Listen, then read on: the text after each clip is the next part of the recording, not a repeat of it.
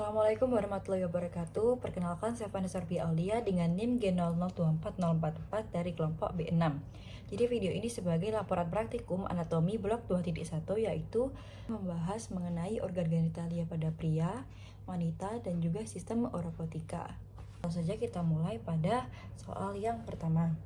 Jelaskan secara runtut mekanisme ereksi dan ejakulasi.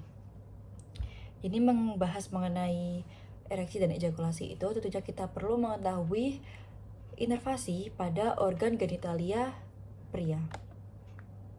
Jadi organ genitalia pria ini diinervasi oleh plexus hypogastricus inferior yang ada di sini, yang mana plexus hypogastricus inferior ini memiliki serabut simpatis dan parasimpatis.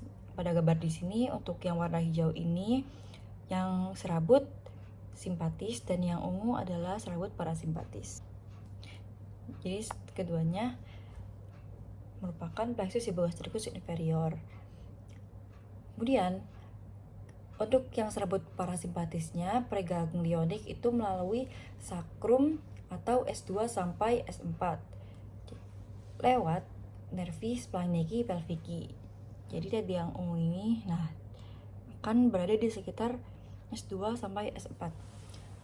Serabut itu nantinya dapat bersinaps di ganglia ataupun viscera nervi cavernosi penis. Ini nervi cavernosi pada penis yang nantinya masuk ke dasar pelvis melalui corpus cavernosum penis yang dapat memicu ereksi. Nah, jadi pada bagian corpora cavernosa penis itu ada arteri helicinae yang merupakan cabang dari arteri cavernosa penis atau arteri prefunda penis yang menyuplai darah ke rongga-rongga cavernae, yaitu ke rongga-rongga yang ada pada corpora cavernosa penis itu ketika terjadinya ereksi. Nah, kemudian ada nervus pudendus itu secara sensorik mensarafi penis melalui nervus dorsalis penis. Dan bersamaan dengan motoriknya, nervi perinealis pada musculus bulbus sponghiosus dan musculus ischiocavernosus pada area perineum. Nah, itu nantinya akan mempengaruhi ejakulasi sperma dari uretra. Kemudian untuk serat simpatisnya itu akan menyebabkan emisi. Baik, setelah mengetahui inovasinya, kita harus tahu juga bagaimana prosesnya. Jadi untuk proses ereksi dan ejakulasi ini kita mulai dari ereksi. Jadi ereksi itu tadi kan terkait dengan sistem saraf parasimpatis. Jadi nantinya ketika rangsang atau stimulus seksual itu akan diproses pada jaras supraspinal di area preoptikal medial dan nukleus paraventricularis di hipotalamus dan hipokampus yang merupakan pusat integrasi fungsi seksual dan ereksi. Nah, impuls dari SSP atau yang tadi disebut itu hipotalamus dan hipokampus itu akan dibawa ke efektor melalui serabut parasimpatis segmen sakral 2 sampai 4. Sedangkan inhibisinya akan dibawa oleh serabut saraf simpatis segmen lumbal 1 sampai 3.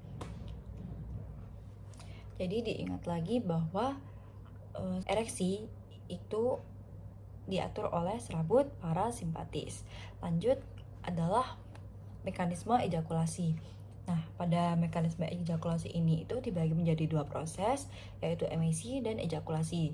Nah, pada proses emisi ini itu yaitu di mana terjadi transmisi cairan semen ke dalam uretra. Jadi emisi itu ketika substansia ejakulasi dari OGM interna menuju uretra atau ostium ductus ejaculatorius pada uretra pars prostatica. Sedangkan proses ejakulasi itu adalah saat keluarnya cairan semen dari ostium uretra externum atau OUE. Nah, reseptor aferen bisa berupa kulit, glans penis, ductus deferens yang penuh itu oleh nervus pudendus.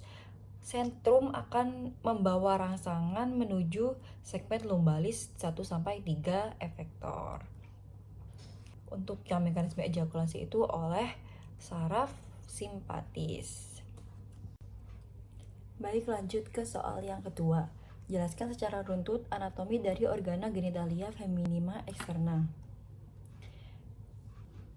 Jadi organ-organ genitalia feminima externa, yang eksterna itu dikelompokkan sebagai vulva, yang mana ada mons pubis, labia majora pudenda, yang di sini tidak tampak karena sudah diambil fascianya, labia minora pudenda, klitoris, vestibulum vaginae, glandula vestibularis majores atau Bartholin, dan minores. Untuk tampaknya sendiri, jadi dimulai dari tadi ada labia minora pudenda itu ini untuk lekukan dari ostium uretra externa. Kemudian untuk klitorisnya ini ada glans klitoris. Ini krus klitoris ada 2, ada sepasang kanan dan kiri. Kemudian untuk vestibulum vaginae itu di sini, bawah sini. Kemudian glandula vestibularis majores atau Bartholini, ini major. Jadi nanti vestibulum vaginae itu akan meluas ke selaput darah yang membatasi ostium vaginae. Secara ventral itu akan bertemu dengan OUE. Kemudian di sini ada proses pembentukan dari organ genitalia feminima externa. Jadi dari kaudal itu sinus urogenitalis ini di sini akan turun membentuk sulcus uretrale yang dipagari oleh plica uretrales di kedua sisi.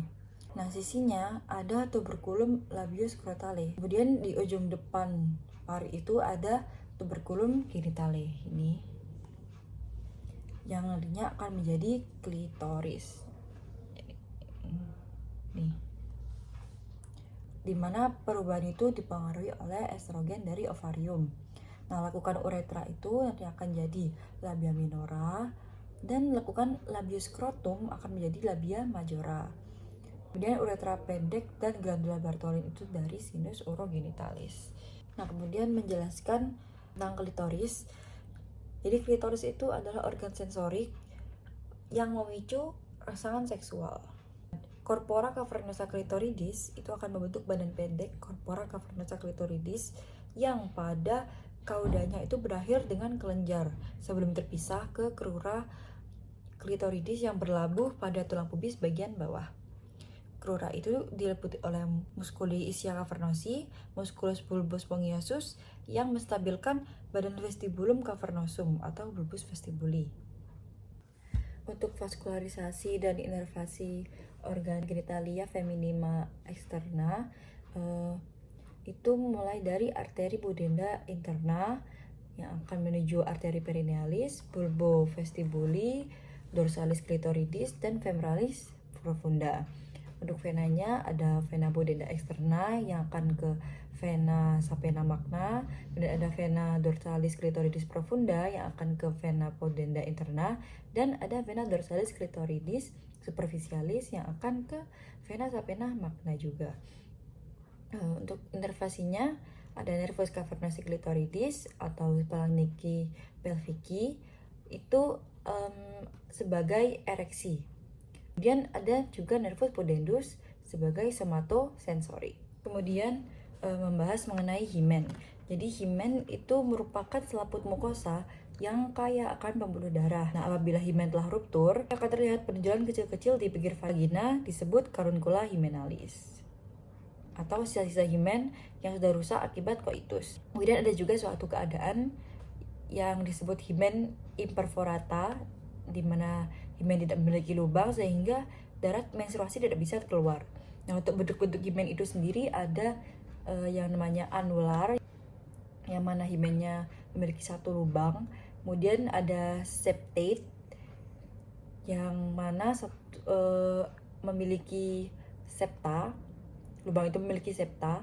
Kemudian ada cribriform, ini lebih seperti berlubang-lubang gitu. Dan yang terakhir adalah parus introitus, ini lubangnya sudah lebar seperti itu. Baik, lanjut ke soal yang terakhir, nomor 3. Jelaskan anatomi dari ren beserta vaskularisasinya dan inervasinya. Ren atau ginjal fungsinya sendiri untuk menyaring darah dari zat-zat yang tidak diperlukan oleh tubuh dan mengeluarkannya sebagai urin. Kemudian mengatur keseimbangan air, elektrolit, dan asam basa darah. Kemudian juga fungsi endokrinnya yaitu sebagai eritropoietin, menghasilkan enzim renin dan kalsitriol. Jadi di sini sudah tampak ginjal, ini yang kiri, ini yang kanan. Nah, jadi di sini kan ada bagian tengah tubuh kita. Maka pada ginjal di sini disebut margo medial. Nah, ini margo lateral. Nah, pada margo medial itu akan ada namanya hilus atau hilum renale yang sebagai representasi akses menuju sinus renalis. Ini sinus renalis.